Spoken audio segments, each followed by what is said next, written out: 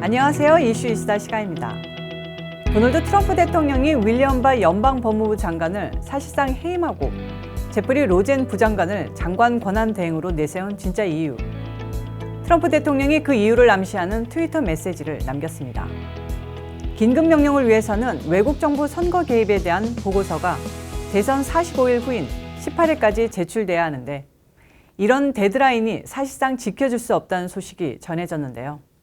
트럼프 대통령의 계획이 전부 암초에 부딪히고 있다는 느낌을 지울 수가 없습니다.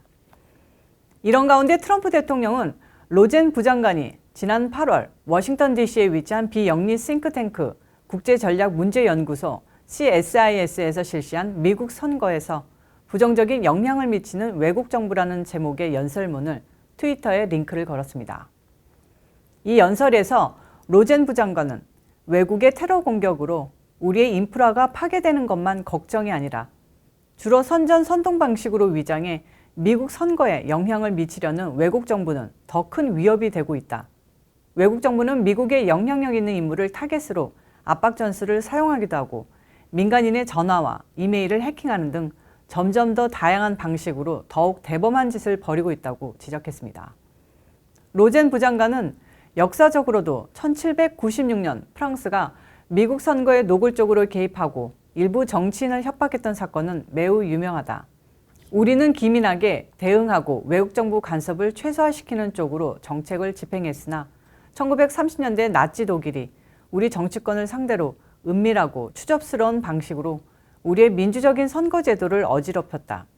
1950년대 이후에는 소련의 개입이 노골화됐으며 1968년 소련은 미국 정치인에게 불법 선거 자금을 제공하려다 적발되는 등 시도가 끊이지 않았다고 밝혔습니다. 로젠 부장관은 특히 1990년대 중반부터 중국의 개입이 노골화됐다고 주장했습니다. 미국 정부가 대만 정부 총통에게 미국 방문 비자를 허용해 모교인 코넬 대학에서 연설할 수 있도록 허가한 사건을 계기로 중국 정부는 1996년부터 미국 대통령 선거에 노골적으로 영향력을 미치려고 시도해왔습니다. 연방정부, 연방의회, 주정부, 주의회 등 대상을 가리지 않고 전방위적인 로비를 통해 정치자금을 기부하고 노력하는 등 현존하는 최대 국가안보 위협이라고 주장했습니다. 로젠 부장관은 중국의 이러한 도전에 맞서 트럼프 대통령이 2018년 외국 정부의 미국 선거 개입을 제재하기 위한 긴급명령에 서명했다고 전했습니다. 로젠 부장관은 트럼프 대통령이 이러한 긴급명령을 하달한 이유는 디지털 장비와 인터넷이 발달하면서 이로 인한 시스템 보안이 취약해져 이를 막기 위한 선제적인 조치였다고 평가했습니다. 그는 2020년 대선에서도 중국과 이란 등 적성 국가가 끊임없이 미국 정부를 상대로 이익을 취하기 위한 개입을 노골화하고 있다고 지적했습니다. 우리는 조지 워싱턴 초대 대통령의 발언을 통해 외국 정부가 미국 선거에 얼마나 자주 그리고 어느 정도의 강도로 개입했는지 잘 알 수 있습니다. 조지 워싱턴은 미국을 상대로 하는 외국 정부의 전략에 맞서 우리의 자유로운 국민들은 항상 깨어 있어야 하며 외국 정부 등 의심스러운 정보를 고지곳대로 믿어서도 안 된다고 말했습니다. 프랭클린 루즈벨트 대통령은 외국 정부의 개입을 방심하면 안 되겠지만 그렇다고 해서 외국 정부 개입을 우려해 선거에 불참해서는 안 된다고 밝혔습니다. 트럼프 대통령은 로젠 부장관의 과거 발언을 빌어 외국 정부의 미국 선거 개입 가능성은 늘 존재하는 위협이기에 이번 선거는 과연 깨끗했는지를 따지는 작업이 필요하다는 입장을 전한 것입니다. 18일까지 존 래트클리프 국가정보국장이 외국 정보 선거 개입에 대한 보고서를 제출해야 합니다. 그런데 이 보고서의 구체적인 내용이 언급될 경우 긴급명령을 실행하고 특별검사를 임명하는가 하면 여기서 한 단계 더 나아가 더욱 강경한 조치를 취할 수 있게 됩니다. 그러나 18일까지의 데드라인을 맞출 수 없다는 뉴스가 계속해서 흘러나오고 있는데요. 이렇게 유동적인 상황이 어떤 식으로 흘러갈지가 초유의 관심사입니다. 도미니언 쟁점과 관련해서도 상당한 진전이 있었습니다. 도미니언 투표기계 조작 가능성에 대한 의혹이 점점 더 커지면서 애리조나 주의회가 도미니언을 상대로 소환장을 발부했습니다. 애리조나주 최대 거주 지역인 마리코파 카운티에서 사용된 도미니언 투표기계에 대한 포렌식 조사도 진행될 예정입니다. 공명선거 실천을 위한 시민단체 아미스타드 프로젝트는 미시간주의 도미니언 투표기계 포렌식 조사 결과를 바탕으로 5개 경합주 전체를 대상으로 포렌식 조사를 촉구하는 소송을 제기하고 있다고 밝혔습니다. 아미스타드 프로젝트의 필 클라인 대표는 애리조나, 조지아, 미시간, 펜실베이니아, 위스콘신 등 5개 경합주가 투표기계를 어떻게 조작하고 어떤 고의적인 실수를 통해 개표 부정을 저질렀는지 밝히기 위해서는 전면적인 조사가 필요하다고 주장했습니다. 하지만 안타깝게도 시간이 지나가면서 선거 의혹을 밝히는 데 필요한 증거들은 빠르게 사라지고 있습니다. 미시간주 국무부 장관과 선거관리위원회가 12월 1일 행정지침을 통해 모든 전자적 투표인 명부를 모든 랩탑 컴퓨터와 플래시 드라이브에서 제거하도록 명령했습니다. 아미스타드는 본안 소송 판결에 앞서 판사에게 대선과 관련된 모든 전자적 삭제를 금지해달라고 가처분 신청을 내기도 했습니다. 아미스타드는 각주 선관위가 유권자 명부 전자적 장치를 제거하도록 명령하고 하부기관이 이를 은폐하는 것이 바로 도미니언 투표기계를 통해 조직적인 조작을 했다는 증거라고 주장했습니다. 미시간주의 검찰총장은 심지어 공화당 의원들에게 선거 결과에 승복하지 않으면 보복 기소할 것이라는 협박했던 사실이 드러나 충격을 던져주고 있습니다. 그런가 하면 연방의회가 내년 1월 6일 대통령 선거인단 투표 인준 절차를 저지해 트럼프 대통령 재선을 도울 수 있는 방법을 찾고 있습니다. 모 브룩스 연방하원의원은 내년 1월 6일 의회에서 대통령 선거인단 투표에 대해 이의를 제기하기로 했습니다. 연방의회에서 선거인단 투표를 무효화시키는 것은 헌법이 보장하는 내용입니다. 연방법은 분명히 연방 상하원의회 의원이 각 주의 선거가 문제가 있다고 생각할 때 선거인단 투표에 상당한 결함이 있다고 여겨질 때에는 선거인단 투표를 거부할 법적 권한을 보장하고 있습니다. 또한 최근까지도 여러 의원들이 연방의회의 선거인단 투표 인준 금지 법안을 상정한 바 있습니다. 힐러리 클린턴과 트럼프 대통령이 맞붙었던 2016년 대선에서 민주당이 깨끗하게 승복했다고 믿는 분들이 많습니다. 하지만 민주당도 끝까지 모든 경우의 수를 다 따지며 시비를 걸었습니다. 2017년 1월 하원 민주당 의원들은 선거인단 투표를 문제 삼아 조지아, 알라바마 투표를 무효화하고 트럼프 대통령 당선을 저지하려고 했습니다.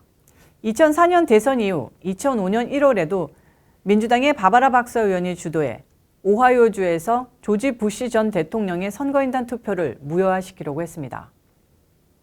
1876년 선거 결과는 실제로 연방의회에서 뒤집어지기도 했습니다. 당시 민주당의 세뮤얼 틸턴 후보가 선거인단 투표에서 184표, 공화당의 러더포드 헤이스 후보가 166표를 얻었으나 연방의회에서 뒤집어져 헤이스 후보가 제19대 대통령으로 취임합니다.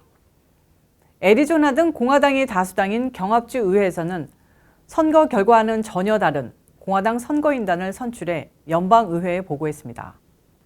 연방의회가 기존 선거인단을 부정하고 원천 무효화하거나 공화당 주도의 주의회가 상정한 선거인단을 인정한다면 선거 결과는 완전히 달라집니다.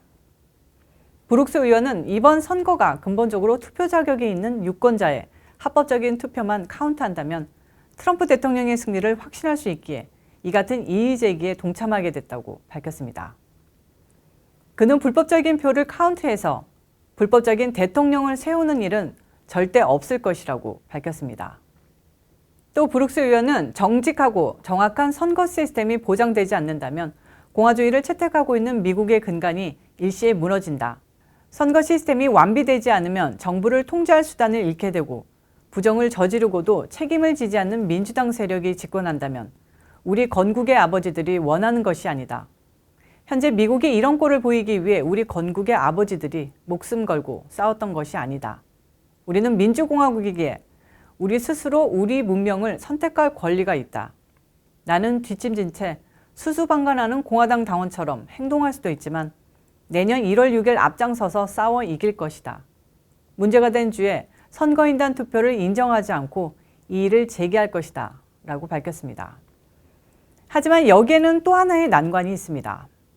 상하원의회에서 각각 1명 이상의 의원이 이의를 제기해야 자동적으로 상하원 표결을 통해 각 주의 선거인단 투표를 인정할지 말지를 결정하게 됩니다.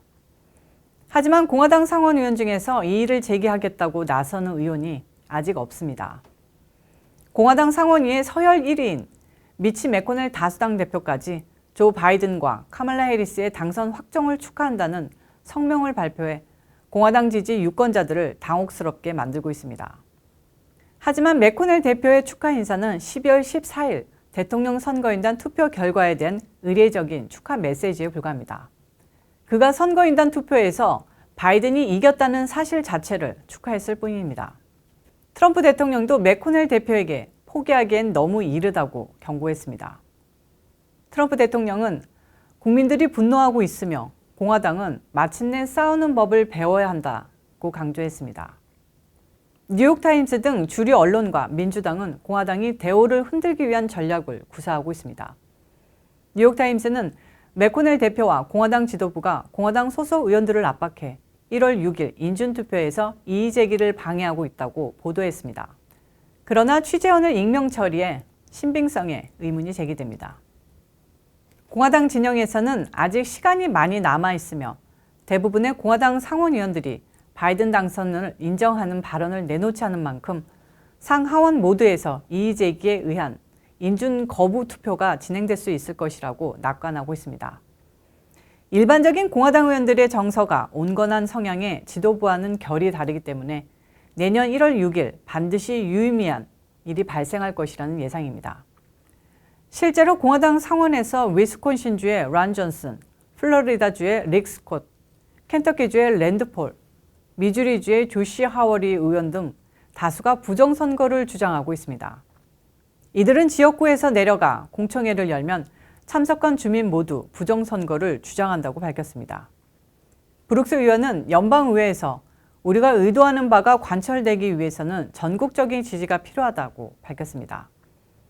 그는 이번 선거 결과를 바로잡으려는 의지가 있는 모든 유권자들은 해당 지역구 의원을 압박하는 편지와 이메일을 보내고 전화를 걸어야 한다고 밝혔습니다. 그는 또 유권자들이 망설이는 의원들에게 선거인단 투표에 이의를 제기하지 않으면 다음 선거에서 당신을 뽑지 않고 당신의 적수에게 투표하겠다고 경고하라고 당부했습니다. 트럼프 대통령이 뚫고 나가야 할 난관이 이렇게도 많은데 어떠한 결과가 나올지 여러분들은 어떻게 생각하시나요? 지금까지 이슈이스타였습니다. 시청해주셔서 감사합니다. 구독과 좋아요, 알림 설정 눌러주세요.